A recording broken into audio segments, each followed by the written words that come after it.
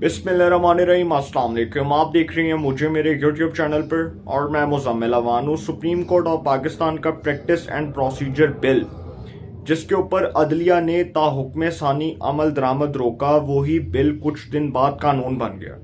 वो कानून बन गया इसीलिए कि सदर मुमलिकत आरिफ अलवी साहब के पास जब वो कानून जाता है तो वो उस पर दस्तखत करने की बजाय वो वापस पार्लियामेंट को भेज देते हैं और कहते हैं कि आप इस पर नजरसानी करें क्योंकि अदलिया के मामलात से मुतल्लिक है। और सदर साहब कहते हैं कि जी मैं इसमें चूंकि इसलिए मुदाखलत नहीं कर सकता क्योंकि ये अदलिया के अपने अंदरूनी मामलात हैं, लिहाजा इन हसास मामलात को मद्देनजर रखते हुए मैं इस बिल के ऊपर दस्तखत नहीं करूंगा। लेकिन पार्लियामेंट उसको कानून की शक्ल देती है और ये कानून बनने से पहले आप सबने देखा जिस तरह से अदलिया ने, सुप्रीम कोर्ट ऑफ पाकिस्तान ने, चीफ जस्टिस उमर अता बंदयाल साहब ने इस पर 8 रुकनी बेंच बनाकर एक फैसला दिया कि हम इस पर ताहुक्म सानी अमल दरामद रोक रहे हैं। अभी ये कानून नहीं बना था लेकिन उसके बावजूद पार्लियामेंटेरियंस की तरफ से तनकीद होती है और वो तनकीद करते हैं और वो कहते हैं कि जी जब एक बिल कानून भी नहीं बना, जब एक बिल जो है वो कानून की शक्ल ही नहीं इख्तियार कर रहा तो उसके ऊपर ऑलरेडी ताहुक्म सानी अमल दरामद रोकना ये समझ से बालातर है। अब इस पर जी 8 रुकनी बेंच बन गया। Chief justice of Pakistan justice Umar Ata Bandial साहब, जस्टिस एजाजुल हसन साहब, जस्टिस मुनीब अख्तर साहब, जस्टिस मुज़ैर अकबर नकवी साहब, जस्टिस आयशा मलक साहिबा, जस्टिस मोहम्मद अली मजहर, जस्टिस शाहिद वहीद और जस्टिस हसन अजहर रिजवी, ये 8 जजेस जो हैं वो इसके ऊपर क्या फैसला देते हैं। ये जो बिल है जिसको अदालत में कहा गया था कि जिसको चैलेंज किया जाएगा, अब अदालत ने इसके ऊपर 8 रुकनी बेंच बना दिया, इसकी समाअत होगी, इस पर क्या फैसला आता है। बहुत से लोग ये बात कर रहे हैं कि अगर अदलिया इसको सेटिसाइड कर देती है, इसको कलअदम करार दे देती है तो फिर पार्लियामेंट क्या करेगी। देखिए पार्लियामेंट के पास एक इख्तियार है कि पार्लियामेंट एक कानून साज इदारा है और पार्लियामेंट कानून साज इदारा होते हुए अपने इख्तियारात को इस्तेमाल करते हुए दोबारा से इसको कानून बना सकता है। और अगर ये सदर मुमलिकत साहब फिर सिग्नेचर्स नहीं करते तो पाकिस्तान के अंदर लॉ इम्प्लीमेंट ऐसे होता है, कानून ऐसे इम्प्लीमेंट होता है कि कोई भी कानून अगर आपने बनाना है तो आपको सदर मुमलिकत की एडवाइस तो चाहिए होगी। सदर मुमलिकत दस्तखत तो करेंगे लेकिन अगर वो नहीं करते तो ऑटोमेटिकली 10 दिन बाद वो कानून बन जाएगा, वो कानून पास हो जाएगा। तो अगर अब अदलिया इसको कलअदम करार देती है और पार्लियामेंट फिर इसको एक कानून की शक्ल देती है और फिर एक नई कानून साजी करती है और वो जो 180 अरकान पार्लियामेंट जिन्होंने वज़ीर आज़म को असेंबली में एतमाद का वोट दिया, वोट ऑफ कॉन्फिडेंस दिया, अगर वही 180 अरकान पार्लियामेंट दोबारा इसको कानून की शक्ल देते हैं और ये कानून बन जाता है तो फिर क्या होगा। फिर अदलिया इसको कलअदम करार दे देगी। मतलब ये लड़ाई है, ये ख़त्म होने वाली नहीं है। अब 8 रुकनी बेंच जिसकी तश्कील 9 पर मुझ समेत पाकिस्तान के बड़े जय्यद सहाफ़ियों को इतराज़ है और इज़्ज़त माब चीफ जस्टिस, इंतहाई काबिल एहतराम chief justice of Pakistan justice Umar Ata Bandial साहब ने उस बेंच में एक ऐसे जज साहब को बिठा दिया है जो स्कैंडलाइज हैं। जस्टिस मुज़ैर अकबर नकवी साहब जिनकी ऑडियोज़ से मुतल्लिक रेफरेंसेस फाइल हो चुके हैं, जिनकी प्रॉपर्टीज़, जिनकी जायदादों से मुतल्लिक रेफरेंसेस फाइल हो रहे हैं। सिंध बार ने कर दिया, बलूचिस्तान बार काउंसिल ने कर दिया, पंजाब बार ने कर दिया, उसके बाद खैबर पख्तूनख्वा बार ने कर दिया। तमाम बार एसोसिएशंस उनसे रेजिग्नेशन का मुतालबा कर रही हैं। तो ऐसे हालात में वो जो जज साहब हैं वो बेंच में बैठकर कोई फैसला देंगे तो इसका मतलब वो कॉन्ट्रोवर्शियल हो जाएगा, वो मुतनाज़ हो जाएगा, उसको कोई तस्लीम नहीं करेगा। लेकिन सर यहाँ पर एक उल्टी गंगा बह रही है और हमने जो एक सोच बना ली है कि जी हमने अगर वो जो है ना वो क्या कहते हैं उसको कि हमारी एक लाइक माइंडेड सोच है। लेकिन मैं किसी के ऊपर तनकीद तो नहीं कर रहा, लिहाजा इतना ज़रूर कहूँगा कि इस सुप्रीम कोर्ट के अंदर जो इस वक्त जो जजेस की तादाद है, जो जजेस की रेशियो है वो 15 है। अब इन 8 जजेस में से जस्टिस उमर अता बंदयाल साहब ने जो 2 मोस्ट सीनियर जज साहिबान हैं उनको बेंच में शामिल नहीं किया, जस्टिस काजी फाइज ईसा साहब को और जस्टिस सरदार तारिक मसूद साहब को। लेकिन उन दोनों के साथ तो चले माना कि पर्सनल क्लैश था और उन्होंने जुडिशल कमीशन के हवाले से जो ख़त लिखे, जो वो खतूत लिखे थे जजेस के अपॉइंटमेंट के ऊपर, फिर उन्होंने बंदयाल साहब के कुछ इख्तियारात के ऊपर जिस तरह से क्रिटिसाइज़ किया, उनके कंडक्ट के हवाले से जिस तरह क्रिटिसिज्म किया, चले माना उनको तो आपने बेंच में शामिल नहीं किया। Justice Mansoor Ali Shah, justice Yahya Afridi, justice Jamal Khan Mandokhail और जस्टिस अतर मिनिल्ला, ये वो 4 जजेस हैं जिन्होंने सुप्रीम कोर्ट ऑफ पाकिस्तान में एक केस आता है गुलाम महमूद डोगर तबादला केस, उसमें इलेक्शन के हवाले से जो फैसला आता है उसमें ये 4 जजेस चीफ जस्टिस के जो है वो उनके फैसले से इख्तलाफ करते हुए फैसला जारी करते हैं। और ये जो 4 जजेस हैं ये वही 4 जजेस हैं जिनके हवाले से कहा जाता है कि अज खुद नोटिस 4-3 के फैसले से मुस्तरद हुआ।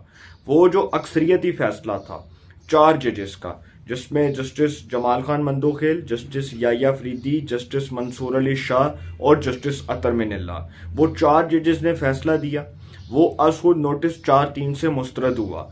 अब हुकूमत चूंकि उस बात को पिच कर रही है और हुकूमत कहती है कि वो जो फैसला था वो 4-3 का अक्सरियती फैसला था और हम 3 जजेस का वो अक़लियती फैसला नहीं मानते जिसमें एजाजुल हसन, मुनीब अख्तर और उमर अता बंदयाल साहब हैं। तो अब हुकूमत ने एक पॉइंट उठाया है और वो ये कहती है कि चूंकि इंतखाबात करवाने से मुतल्लिक जो अज खुद नोटिस है वो 4-3 से मुस्तरद हुआ, वो फैसला हमारे हक में आया, लिहाजा हम नहीं मानते। अब वो जो 4 जजेस ने फैसला दिया उनको भी चीफ साहब ने बेंच में शामिल नहीं किया। फिर पीछे रह जाते हैं एक जज, जस्टिस अमीनुद्दीन खान साहब। अब जो जस्टिस अमीनुद्दीन खान साहब हैं उन्होंने, आपको शायद याद होगा कि कुछ दिन पहले जस्टिस काजी फाइज ईसा साहब के साथ बैठकर बेंच में एक फैसला दिया था और वो भी बंदयाल साहब के खिलाफ आया था, तो उनको भी उन बेंच में शामिल नहीं किया गया। तो सर इस टाइम जो डिवाइड है वो इदारे को तो नुकसान पहुंचा रही है, इदारे की क्रेडिबिलिटी को बहुत हद तक नुकसान पहुंचा चुकी है। लेकिन हमें यह देखना है कि फैसले हमने मेरिट की बुनियाद पर करने हैं या किसी की पसंद की बुनियाद पर करने हैं। अगर तो मेरिट की बुनियाद पर करने हैं तो फिर तो तमाम जजेस को ऑन बोर्ड लिया जाए, तमाम जजेस को बिठाकर एक फुल कोर्ट बना दिया जाए और हुकूमत की जो एक इल्तिजा है, हुकूमत की जो दरख्वास्त है कि जी फुल कोर्ट बना दे, ठीक है, फुल कोर्ट में हुकूमत के खिलाफ फैसला आता है, हुकूमत उसको तस्लीम करेगी, एडमिट करेगी। लेकिन प्रॉब्लम है, अब मैं आपको बताता हूँ प्रॉब्लम कहाँ पर है। अब ये सुनने में आ रहा है कि इस वक्त जो है ना, कुछ लोगों का कहना है, कुछ जो कोर्ट रिपोर्टर्स हैं उनका कहना है कि अगर फुल कोर्ट बन जाता है बहुत से मामलात के ऊपर तो चीफ साहब जो हैं उनके पास वो मेजॉरिटी नहीं रहेगी, वो मेजॉरिटी लूज कर जाएंगे। लेकिन अक्ल इस बात को तस्लीम करने से इनकारी है, बहुत से लोग इस बात को तस्लीम करने से इनकारी हैं कि चीफ साहब के साथ तो 8 जजेस हैं और दूसरी साइड पर 7 जजेस हैं। लेकिन कुछ लोगों का डर है कि कुछ लोग बगावत ना कर दें, कि कुछ लोग अपना फैसला एट दी एंड उसको रिवर्स ना कर दें। बहुत से लोग ये अभी बात कर रहे हैं। तो सर प्रॉब्लम बेसिकली ये है कि ये जो 8 रुकनी बेंच है, इस 8 रुकनी बेंच ने अगर इस बिल को कलअदम करार दिया, इसको डिसमिस किया, तो फिर लड़ाई बहुत दूर तक जा सकती है और फड्डा फिर जब पड़ेगा तो उसके नताइज बहुत संगीन होंगे। अब मैं ये समझता हूँ कि इसके ऊपर जो हुकूमत के तहफ़्फ़ुज़ात हैं, जो अदलिया के तहफ़्फ़ुज़ात है, बेहतर है कि इसके ऊपर बैठ कर कोई कंसेंसस हो जाए, कोई मुज़ाकरात हो जाए। देखें, अज खुद नोटिस के वाले से ये जो पार्लियामेंट ने सुप्रीम कोर्ट का प्रैक्टिस एंड प्रोसीजर बिल जिसको एक कानून की शक्ल दी, ये कानून है क्या कि एक चीफ साहब हैं, चीफ जस्टिस उमर अता बंदयाल साहब, वो तनहा हैसियत में अज खुद नोटिस नहीं ले सकते। पहले तो था ना कि जस्टिस साकब निसार साहब थे, जस्टिस इफ्तिखार चौधरी साहब थे, जस्टिस गुलजार साहब थे, जस्टिस हासिफ सईद खोसा थे। तो इन जजेस ने जिस तरह से अज खुद नोटिस के इख्तियारात को बड़ी बुरी तरह इस्तेमाल किया, उसको वायलेट किया कि खुद तनहा हैसियत में अज खुद नोटिस ले लिया, किसी भी केस में ले लिया, तो सर उसका इंप्रेशन बहुत बुरा होता है, बहुत बैड इंप्रेशन जाता है कि आप बार बार वो, कभी आप मेडिकल कॉलेजेस से मुतल्लिक अज खुद नोटिस ले रहे हैं, कभी आप हॉस्पिटल्स के मामलात से मुतल्लिक अज खुद नोटिस ले रहे हैं, कभी आप जो है वो हुकूमती इसको कहते हैं ना, वो एक जज साहब ही थे, मुज़ाहिर अकबर नकवी साहब ने आई थिंक वो बंदयाल साहब को कहा था कि आप तफ्तीशी इदारों में हुकूमती मुदाखलत पर अज खुद नोटिस लें, तो वो अज खुद नोटिस लिया गया। जब नैब को तलब किया गया, जब नैब के जो प्रोसिक्यूटर थे उनको अदालत में बुलाया गया और नैब के ही केस में जस्टिस मंसूर अली शाह साहब ये फरमा चुके हैं, ये चूंकि पार्लियामेंट के इख्तियारात में आता है और पार्लियामेंट इस हवाले से जो कानून साजी करती है वो पार्लियामेंट का इख्तियार है, तो मैं समझता हूँ ये अदालत को नहीं करना चाहिए मामला, ये अदालत में मामला आना ही नहीं चाहिए। जब आपने अज खुद नोटिस लिया तो वो जो असखुद नोटिस है उसका इख्तियार गलत इस्तेमाल हुआ, उसका जो इख्तियार है, उसके जो इख्तियारात हैं वो गलत तरीके से इस्तेमाल हुए, जिसके बाद पार्लियामेंट ने ये मुनासिब समझा कि उस केस के अंदर ये जो असखुद नोटिस है इस हवाले से कानून साजी की जाए, इस हवाले से लॉ इम्प्लीमेंट किया जाए, लॉ को नाफिज किया जाए। अब एक लॉ बन जाता है, एक कानून बन जाता है और सुप्रीम कोर्ट में वो प्रैक्टिस एंड प्रोसीजर बिल के वाले से फैसला आ जाता है कि हम इस पर ताहुक्म सानी अमल दरामद रोक रहे हैं, लेकिन कुछ दिन बाद वो कानून बन जाता है ऑटोमेटिकली। तो सर फिर प्रॉब्लम ये है कि जब हमने पकड़कर हर कानून को सेटिस्फाइड करना है और हर कानून को कलअदम करार देना है, तो फिर आपको पता है मामलात किधर जा रहे हैं, मामलात डाइवर्ट हो रहे हैं और जिस तरफ जा रहे हैं कोई अच्छी खबरें नहीं आ रही।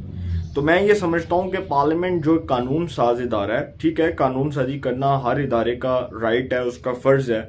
अदलिया के मामलात से मुतल्लिक अदलिया ने जब इस पर ताहुक्म सानी अमल दरामद रोका तो उस वक्त जस्टिस उमर अता बंदयाल साहब ने कहा ये अदलिया के अंदरूनी मामलात में मुदाखलत है कि अदलिया के मामलात को किस तरह से पार्लियामेंट के अंदर चैलेंज किया जा रहा है। पार्लियामेंट वो फोरम नहीं है जहाँ पर अदलिया के मामलात को चैलेंज किया जा सकता है। तो सर फिर सुप्रीम कोर्ट ऑफ पाकिस्तान जो इंतहाई काबिल एहतराम चीफ जस्टिस हैं, उनको ये भी देखना चाहिए कि सुप्रीम कोर्ट वो फॉरम नहीं है कि पार्लियामेंट के बनाए हुए कवानीन को वो कलअदम करार दे। हाँ, बशर्ते ये कि अगर वो गलत है, अगर वो गलत है कानून तो फिर उसको पकड़कर आप कलअदम करार दें।